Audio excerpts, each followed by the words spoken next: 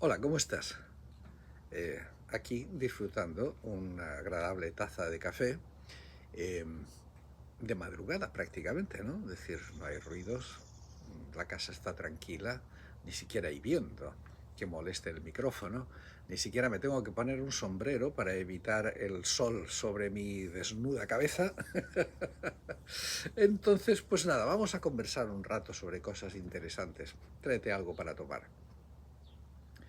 Y te voy a hablar de unos señores alemanes de Augsburgo, probablemente, que son los banqueros Fugger, una familia de origen relativamente humilde que haciendo comercio pues fueron juntando algo de dinerito y con un poco de inteligencia, astucia y a lo mejor algunas cosas no demasiado derechas, llegaron a ser una de las familias, o quizá la familia más rica de Europa en su momento.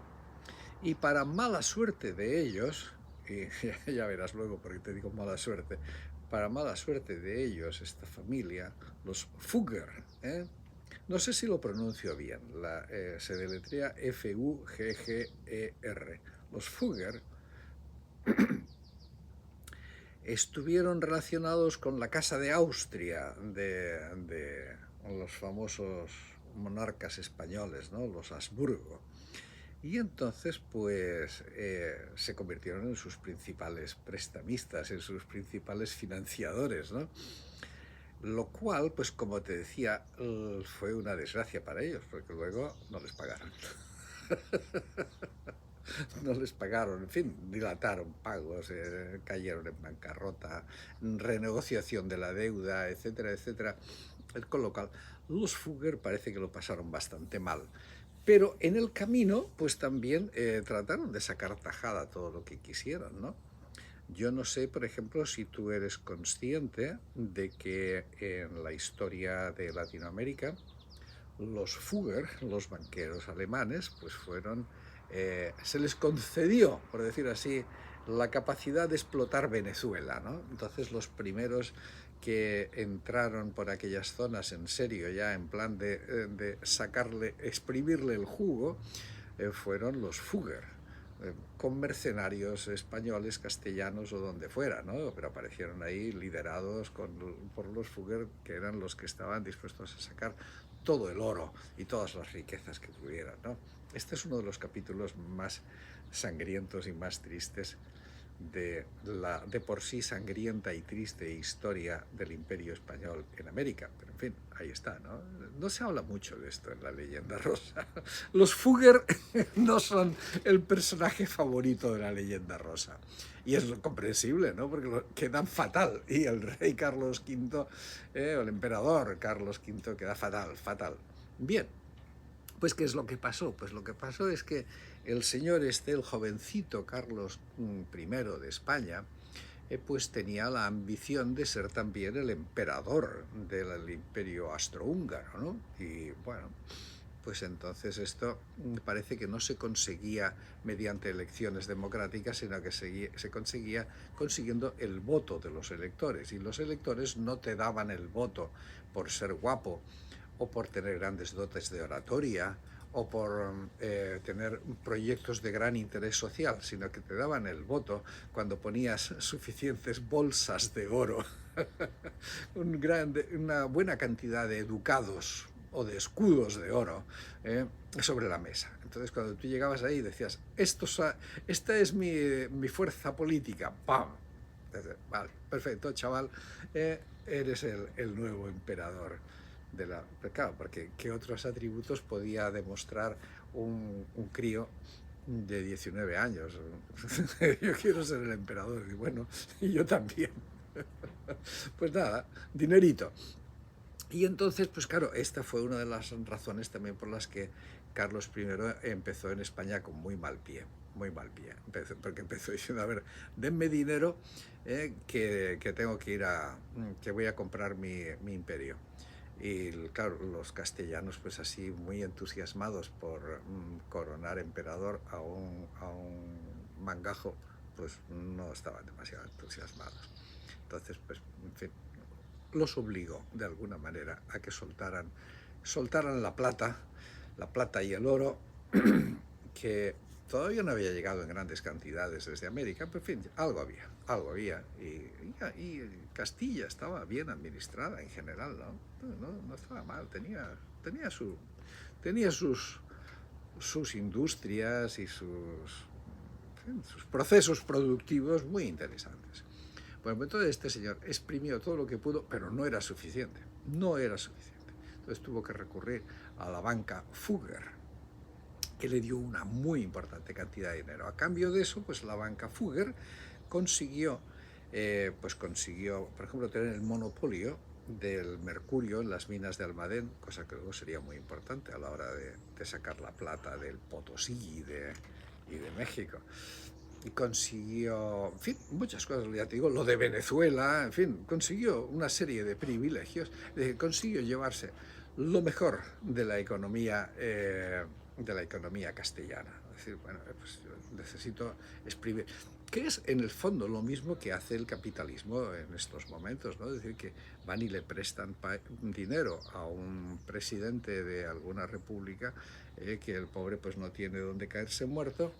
Y claro, y pide dinero prestado. No es que lo pida prestado para hacer obras sociales u obras de inversión, no, lo pide para gastárselo en sus idioteces de corrupción, como hizo Carlos I. Y luego, pues claro, hay que pagar. ¿Y para pagar cómo lo hace? Bueno, pues entregando minas, entregando petróleo, entregando lo que tiene, y el país sigue en la miseria. Ese fue el comienzo de la monarquía de los Habsburgo, tan queridos y tan celebrados y tan amados. Bueno, pues entonces parece ser que entre las cosas que le entregaron a los Fugger, pues estaban también las rentas de las antiguas órdenes militares, ¿no? Yo no sé, bueno, en España, pues de la época de las guerras contra los musulmanes, contra los moros, las guerras, había pues órdenes militares, como la Orden de Santiago, la Orden de Calatrava, etcétera, etcétera, que una vez que se acabó con la conquista de Granada, pues ya no tenía ninguna razón de ser, ya prácticamente eran casi folclóricas. Y entonces las propiedades de las órdenes militares, pues prácticamente estaban en manos del rey, o al menos las rentas de todos aquellos señoríos feudales, ¿no? Pagaban rentas, los impuestos, en resumidas cuentas, ¿no? Entonces, pues el rey también les dio las rentas del campo de Calatrava, es una zona de Castilla, en donde pues se producía mucho trigo y en donde estaban los molinos de viento, Y aquí pues ya la cosa empieza a tener sentido y empezamos a entender por qué Don Quijote atacó a los molinos de viento, por qué Cervantes decidió que su personaje atacara furiosamente, irracionalmente, los molinos de viento, porque los molinos de viento estaban marcados por lo que te voy a contar ahora, por toda esta historia de la banca Fugger, los Fugger. Bueno, pues entonces, además de todas las demás cosas con las que iban exprimiendo todo lo que pudieron a Castilla y a la monarquía de los Habsburgo, pues tenían las rentas del campo de Criptana. Y bueno, pues ya había cosas que ya estaban más o menos controladas, pero aquí a estos señores banqueros, pues lo lógico, se les ocurrió ver cómo sacaban más dinero todavía y entonces decidieron cobrar un diezmo sobre la producción de harina de los molinos de viento, ¿no? Los molinos de viento habían sido un progreso tecnológico relativamente reciente, porque había aumentado la producción de trigo, en fin, España iba bien, como decía Aznar, iba bien, ¿no? Entonces, pues los molinos de trigo eran algo realmente notable, era un adelanto tecnológico importante, pero eran privados, es decir, eran dueños privados que también explotaban a los campesinos a su forma y manera, como ya te he contado en otros vídeos. Entonces, pero claro, entonces estos señores Fugger dijeron, pues hombre, los molinos de viento son una cosa muy interesante, vamos a ponerles un impuesto para nosotros, es decir, vamos, ya que nos han dado las rentas de esta zona, entonces fueron a tratar de conseguir pagar un diezmo. El diezmo de la harina, ¿no?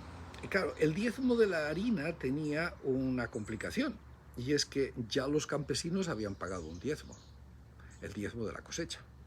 Es decir, sobre el trigo, pero el que había cosechado 3.000 fanegas de trigo, fanegas es una unidad de medida que se utilizaba en aquella época, da igual, lo que fuera, pero queda bien decir fanegas porque así te darás cuenta de que soy un tío que comprende perfectamente el vocabulario del momento. Pues un fulano que había cosechado 3.000 fanegas de trigo ya había pagado el diezmo, es decir, había pagado 300 fanegas de trigo, el 10%, como diezmo, ¿no? Entonces, claro, cuando los Fugger dicen, bueno, ahora me tienen que dar el 10% de la harina, un momentito, le llamaron el rediezmo, dice, no se puede pagar un impuesto dos veces sobre la misma cosa, ¿no? Es decir, la harina, pero al fin y al cabo viene del trigo, no fastidien, ¿no? Pusieron un juicio y adivina quién ganó el juicio, pues obviamente los Fugger. Si es que tú te crees que el capitalismo lo hemos inventado en el siglo XX, no, no. Evidentemente todo esto tenía a la gente muy molesta y muy fastidiada. Con lo cual, pues yo intuyo, y me parece que estoy en lo cierto, que esa fue otra de las razones por las que el bueno de Don Quijote arremetió con una lanza contra aquellos gigantes con grandes brazos, unos brazos grandísimos, los brazos de los banqueros alemanes. Bueno, pues nada más. Cuídate mucho, seguiremos hablando. Sé feliz. Hasta pronto.